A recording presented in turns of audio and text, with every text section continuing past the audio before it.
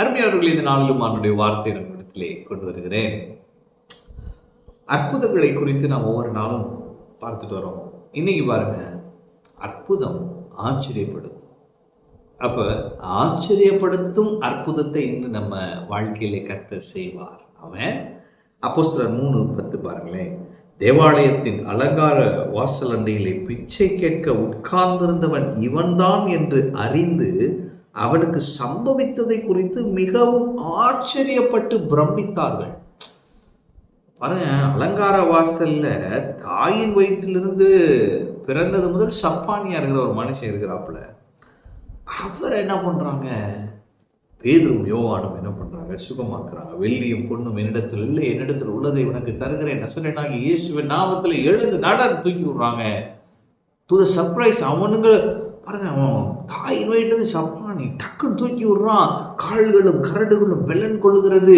அவன் சூப்பர் நேச்சுரலா அவன் கால்லாம் வளர்ந்து அவன் எழுந்து குதிச்சு நடந்துகிட்டு இருக்கான் பாருங்க. அப்ப இவனால் அதை ஏற்றுக்கொள்ள முடியவில்லை. சுற்றி இருக்கிறவங்க அதை பார்த்து எப்பா இப்பந்தான் அவன் அப்படின்னு சொல்லிட்டு ஆச்சரியப்பட்டு பிரமித்தார்களாம். அப்ப இன்னைக்கு நான் உங்களுக்கு சொல்லுகிறேன், ஆச்சரியப்பட்டு பிரமிக்கும் அற்புதத்தை கர்த்தர் உங்கள் வாழ்க்கையிலே செய்வார். ஆமென்.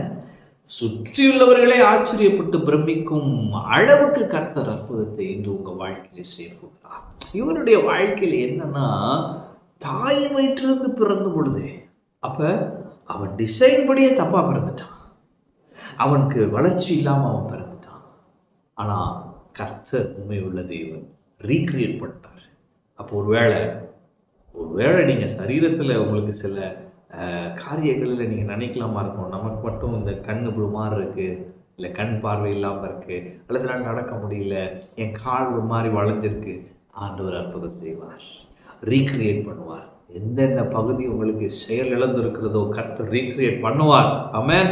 ஒருவேளை கிட்னியே உங்களுக்கு கொஞ்சம் வீக்காக இருக்குது, டயாலிசிஸ் மாதிரி சொல்கிறாங்க, கர்த்தர் ரீக்ரியேட் பண்ணுவார். கர்த்தரால் செய்யக்கூடாத காரியம் என்று ஒன்றுமே இந்த பூமியிலே இல்லை. ஆச்சரியப்பட்டு பிரமிக்கும் அற்புதத்தை கர்த்தர் செய்வார். அவன் கர்த்தர் உண்மை உள்ளவர், அவரால் கூடாத காரியம் ஒன்றுமே இல்லை. என்னுடைய அப்பாவுக்கு பாருங்க, நாங்கள் சின்ன வயசுல இருக்கிறப்ப அவருக்கு கிட்னியில பிரச்சனை வந்து உடம்பெல்லாம் வீங்கி போனது. இப்போ என்னுடைய போதகர் அம்மா வந்தாங்க.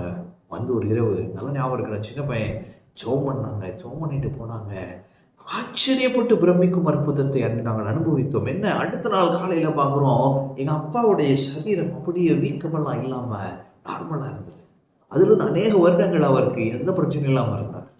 அப்ப நீங்க நான் சொல்கிறேன், ஆச்சரியப்பட்டு பிரமிக்கும் அற்புதத்தை கர்த்தர் உங்கள் வாழ்க்கையில இன்று செய்வார். குறிப்பாக உங்க சரீரத்துல நீங்க அதை பார்ப்பீங்க. சுற்றி உள்ளவங்க ஆச்சரியப்பட்டு, என்னப்பா ஆச்சு உனக்கு இப்படி ஆயிடுச்சு, நாங்கள் நினைச்சு கூட பார்க்கல, நீ ஆண்டவர் என்ன இப்படியாமா செய்வாரு அப்படின்னு சொல்ல போறாங்க. ஆச்சரியப்பட்டு பிரமிக்கும் அற்புதம் இயேசுவின் நாமத்தில். ஆமென். கர்த்தர் உங்களோடு இருக்கிறார். கர்த்தருடைய ஆசீர்வாதம்.